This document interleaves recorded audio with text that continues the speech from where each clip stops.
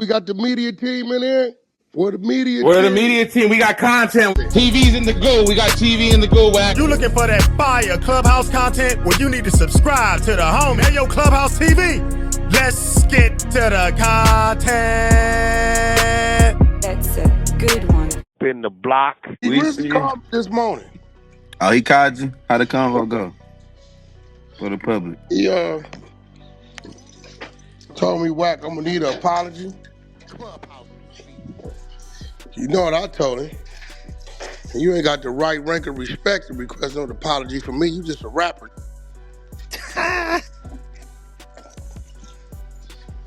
So remind him, nigga, I've been knowing you before the people knew you. Why he wanted an apology? I don't know. That's why I asked him. I said, bro, shoot, the attorney sending the rest of the work this week. So, Wack, man, you should have got at me. Man, listen, man. I done gave you a pass on your auntie shit. I stay quiet about a lot of that, nigga. You know, I know the truth. Better leave me alone before I activate. I heard the phone conversation with you, dude, and Flacco. Young shooter. I didn't know that was him that they had that they got booked on that J Money shit. That was wild. Yeah, that's the look. Yeah. I want to say I might have ran some J Money content. We definitely had. Didn't I run some J Money content in here? I don't know if you ran it. Yeah, because I had a conversation with the nigga on the phone for about 30, 40 minutes. Oh no, I wasn't. I ain't care that if you did run that. I remember that nigga J Money from Atlanta. First name, last name. Yeah. That was his business partner. That was an age he was on. Yeah, I guess there's some Asian dude. Yeah, some Asian. But yeah, called me 7 o'clock this morning. You know, a few niggas on the phone I knew. Man, I don't give about none of that. You content. Attorney's supposed to be sending the rest of the shit. They get here, we going up. If it ain't right, we go up on him. We don't get. I told him, I said, you was in Miami. When the police first called you, right? He got quiet in the mother. So I'm just telling you what the nigga attorney saying the detective gave him.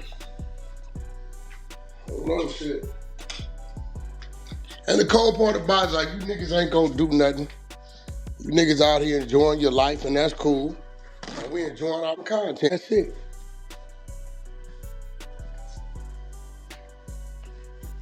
You know, all you young rappers, you can't call me with a nigga on the phone. That don't work. We invented that shit when we really used to do something. Call me with niggas on the phone in their mid-30s, ain't get a day in jail. That don't work. He is petrified to go do a 10-piece right now.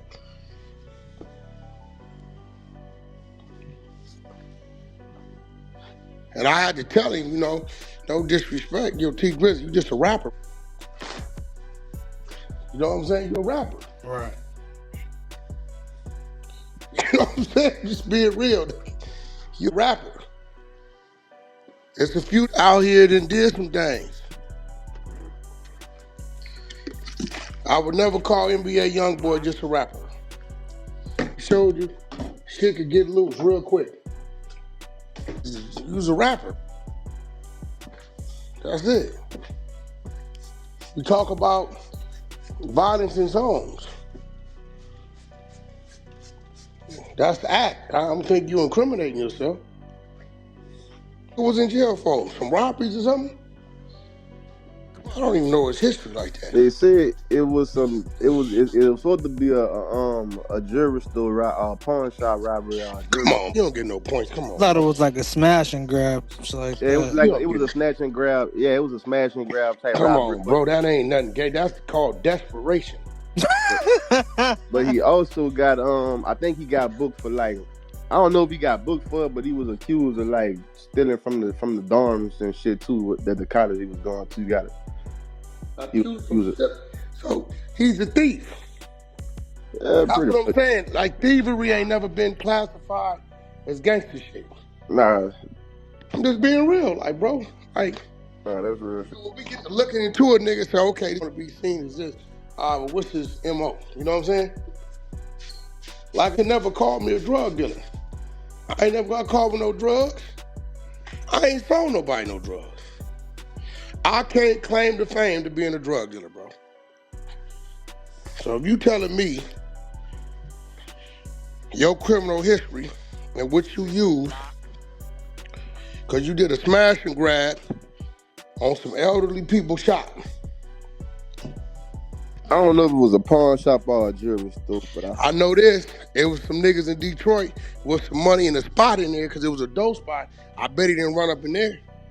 Nah, the case he caught was in Kentucky, I think. Oh man, listen. I think he was going to school around Louisville or something. So he was in school and got desperate. Yeah, pretty much. Yeah. Yeah, that's what I'm saying. So when I be like, see, look, bro, when you come from that shit, you don't just give a nigga that, bro. Sorry.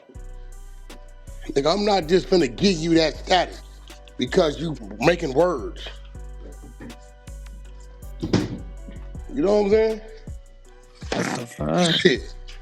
Just because you making some words. Man, you heard what he said? That shit was gangster.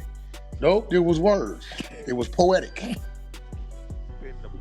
He stole niggas' PlayStations and shit from when he was at Michigan State. They got paperwork on that? I don't know if I know he got kicked out of school. I don't know if he got booked on that shit, but he definitely that's wild. I told him that today though, bro. I said, bro, you ain't got to. Right rank and respect to demand that from me, bro. Respectfully, bro, you don't. Hope he didn't take it wrong. I get the other little dudes, you taking care of them and shit, I get that. I understand it, but yeah, I ain't up on that burglary shit in Lexington, Kentucky. It was a jewelry store. And then it was an attempt robbery because they didn't get out because the security guard. And he didn't get away? Nah, the security guard had upped on him. And he didn't bust on no security guard? Shit, no. It wasn't even security. It was a customer. Yeah, it was a good Samaritan. It was a good Samaritan. Yeah, it was a good Samaritan. I don't even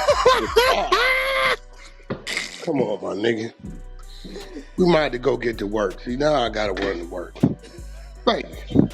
So, Tee Grizzley, his controlling case when he got out and did his gangster song, he was at school in Kentucky. He was stealing people's PlayStation. He wasn't at school in Kentucky. He fled to Kentucky. When he was in Kentucky, he was stealing PlayStations and shit, right? Went and did a smash and grab at a jewelry store, and a customer in the store upped on him. And he laid down. Where's the gangster shit? That ain't no gangster shit.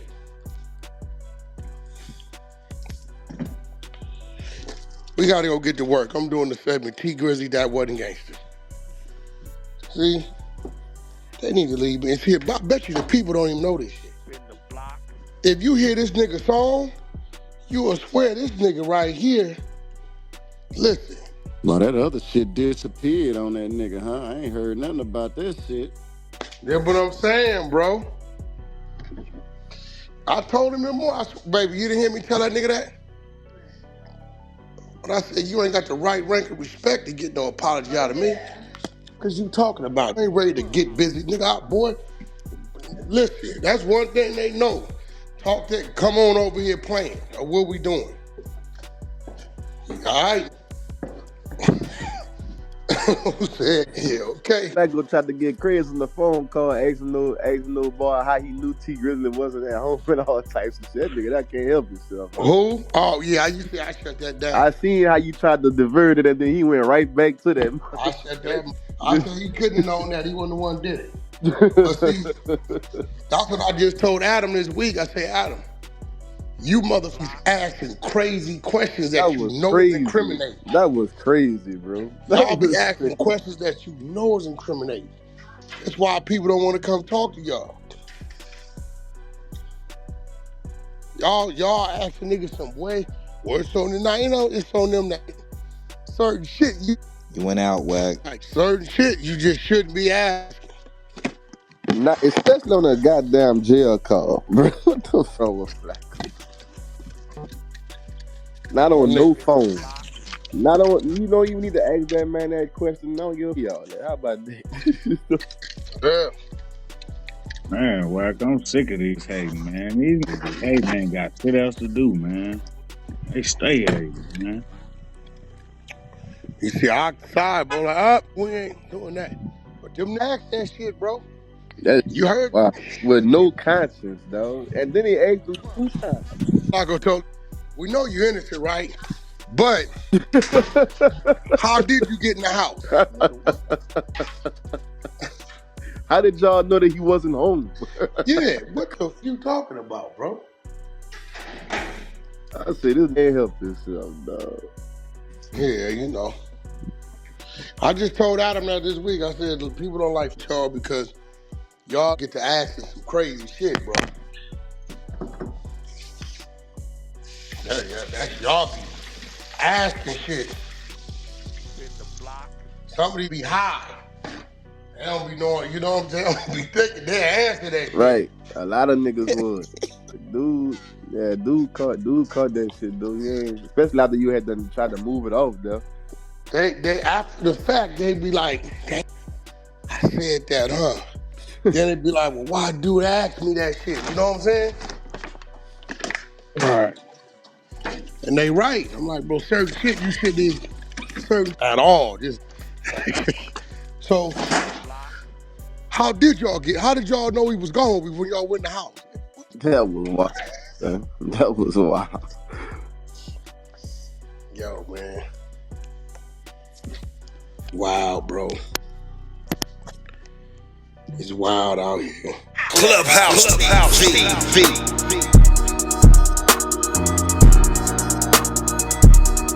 Clubhouse TV.